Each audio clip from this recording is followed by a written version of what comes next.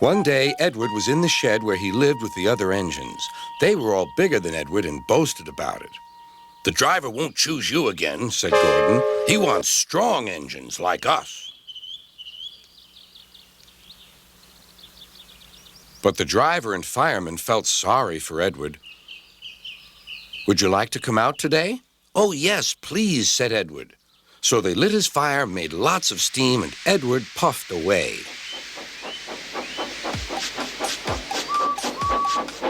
The other engines were very cross at being left behind.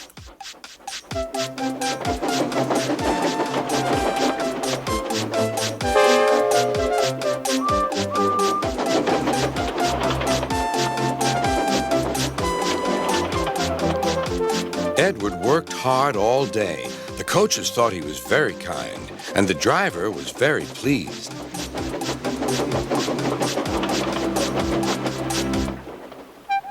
"I'm going out again tomorrow," Edward told the other engines that night.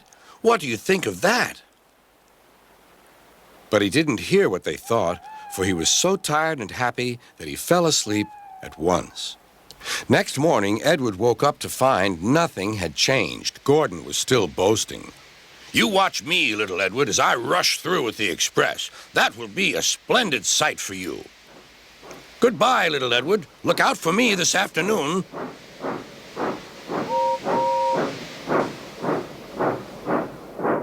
Edward went off to do some shunting. He liked shunting. It was fun playing with freight cars. He would come up quietly and give them a push.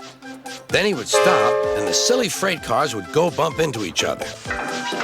"Oh!" they cried. "Whatever is happening?"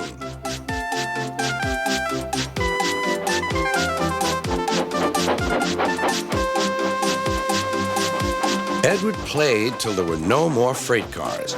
Then he stopped to rest. Presently, he heard a whistle.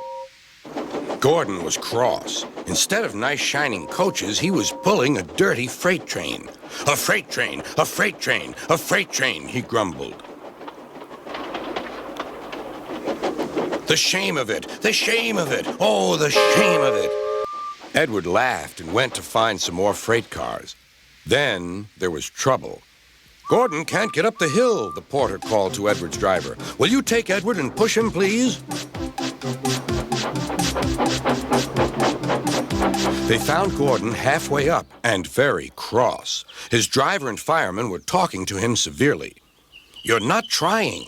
"I can't do it," said Gordon. "The noisy freight cars hold an engine back so." Edward's driver came up. "We've come to push." "No use at all," said Gordon. "You wait and see," replied Edward's driver. They brought the train back to the bottom of the hill.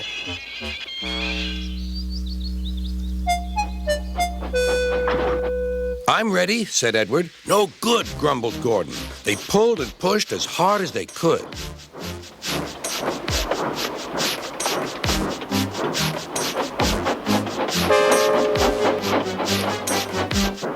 "I can't do it! I can't do it! I can't do it!" puffed Gordon. "I will do it! I will do it! I will do it!" puffed Edward.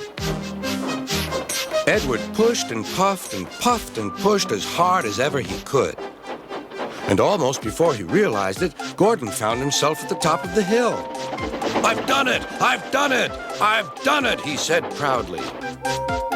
He forgot all about kind Edward and didn't say thank you.